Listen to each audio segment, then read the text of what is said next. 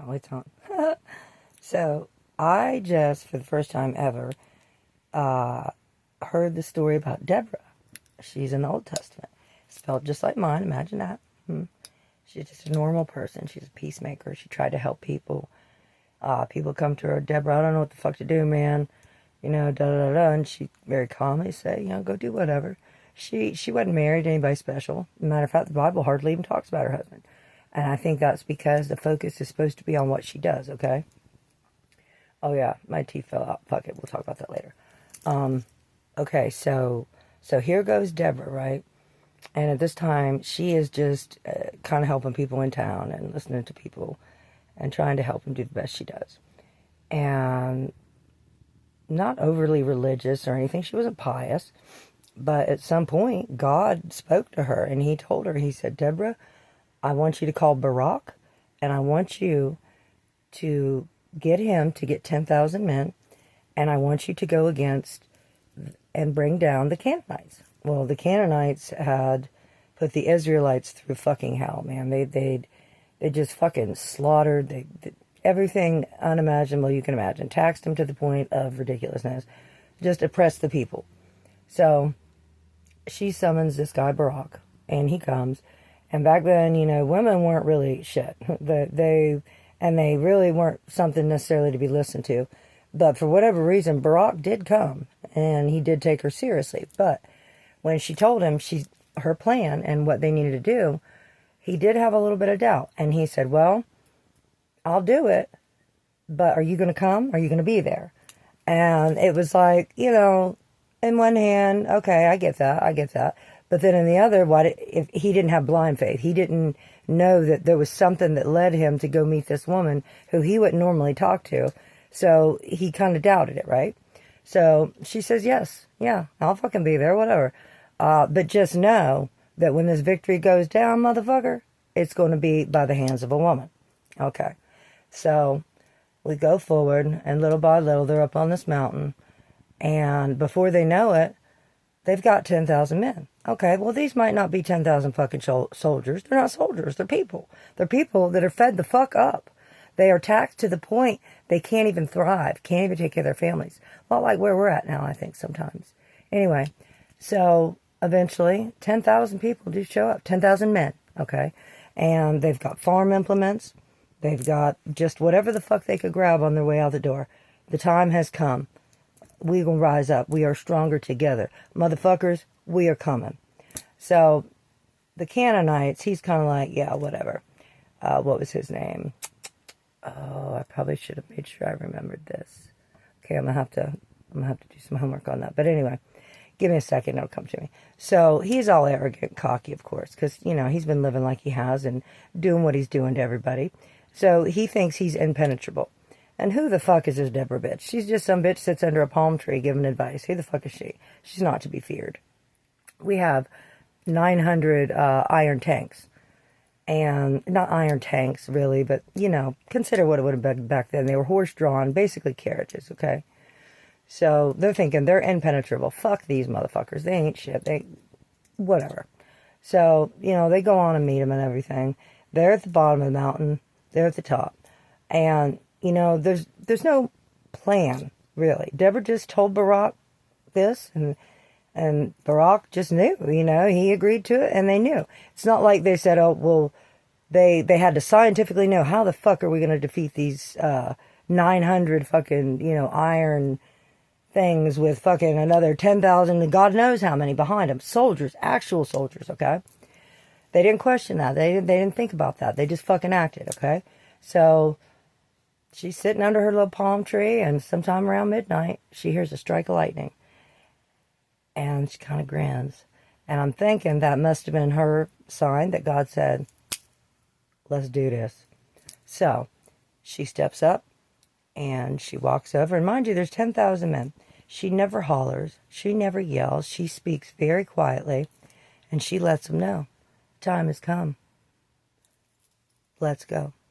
And honey, it opened up like, I'm getting chills just thinking about it. You see these chills? Thinking about it, because I'm trying to find my words. So they went after him, you know, they started going down this mountaintop, and he got motherfucking cocky down at the bottom, thinking that, oh, these people ain't shit, right? And mind you, it would have been a little difficult for their little bullshits to get up the hill, but they had the horses, they could have made it, and they would have been protected. Well, all of a sudden, out of nowhere, it starts raining like a motherfucker. So here comes the Israelites down the mountain. And there's the Canaanites at the bottom. And, you know, the king is fucking barking orders, blah, blah, fucking blah. And so he's telling them what to do and how to do it. And fuck those motherfuckers. We got this, we got that. Well, the rain just fucking keeps on and on and on. And I mean, it was like God opened up the motherfucking oceans and he just let it rain down. And he's like, fuck you and the horse you rode in on, bitch. This is mine. These are my people. And we about to take it back. And honey, did they ever? Yes, they did. Those big iron fucking tanks ended up being the cells which killed the fools that were in them, that were fighting for a fool.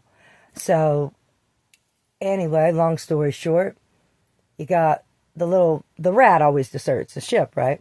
So this asshole, he takes off fucking running, of course, and eventually, after he's hit a few times and had his asshole pucker up in a few places, he comes upon what he sees as just a woman in a tent, the light on, and he says, okay, well, come to find out she's somebody's wife, too. I'll get back to that one, too.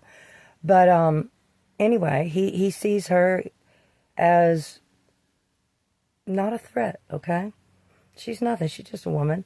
So he feels perfectly good about walking up in her shit, talking about, give me this, give me that, I want this, I want that, and he does. Well, he wants water, and she knows who he is, but she doesn't let that on, I don't think. And I'm just guessing, because I don't know what she was thinking, because the Bible never tells you, because she didn't. It wasn't about her. Anyway, so she lets this motherfucker in. She's all cool as cucumber. And she says, I want you to have some milk. It's going to make you stronger.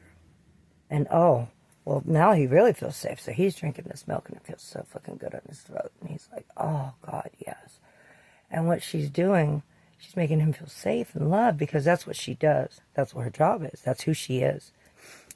But he goes and lays down on his little cot, goes to sleep. And even me, oh, my God, you should have seen me when I heard this part.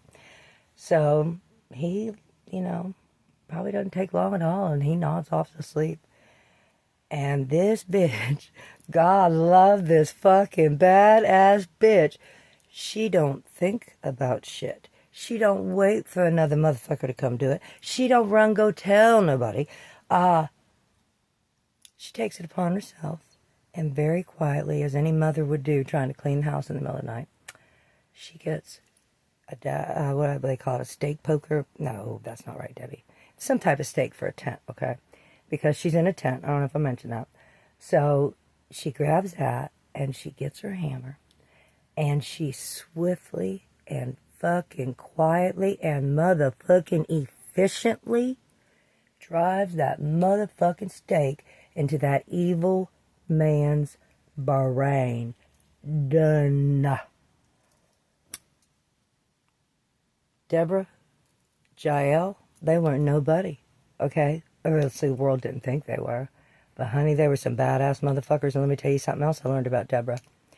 Deborah, when they went under her rule in Israel for 40 years, shit rolled right. There was no drama. There was no bullshit. There was no problems.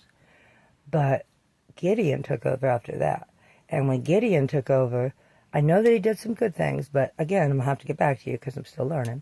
I'll find out what happened after that. But obviously, something didn't ever go as right as it did with her. You know what I mean? Everybody's got something to give. See, like I told you, Deborah wasn't pious. She didn't go to church every day. She was married, but the Bible don't tell you shit about her husband because it doesn't matter. None of that shit matters. When God called Deborah and he told her what she was supposed to do, she didn't fucking hesitate. She did it. She didn't ask how. She didn't say, oh, fuck, man, I don't know if I can make it, like, you know, my husband's going to be pissed. Fuck him, okay? The man had to have been good. Obviously, he supported her. She was successful. But who gives a fuck? It doesn't matter. What matters is what Deborah did. What God said, Deborah, Something's got to fucking change. And you're the one that's going to make the change. You're the one that's going to inspire them. You're the one that's going to make them stand up and let them know that they are fucking stronger together. And she did. And look what happened. Look at Jael. Jael was just a meek, quiet woman who worked the fields, took care of her family. She didn't give a fuck about fame. She didn't care about being popular. She knew that there was a fucking snake that needed to be beheaded. Okay? There was no time to think about it. You fucking handle it, okay? Ain't gotta be so goddamn dramatic. Just fucking handle it. I mean, shitty people get away with what they do because we fucking allow them. I'm gonna be a pastor. Watch.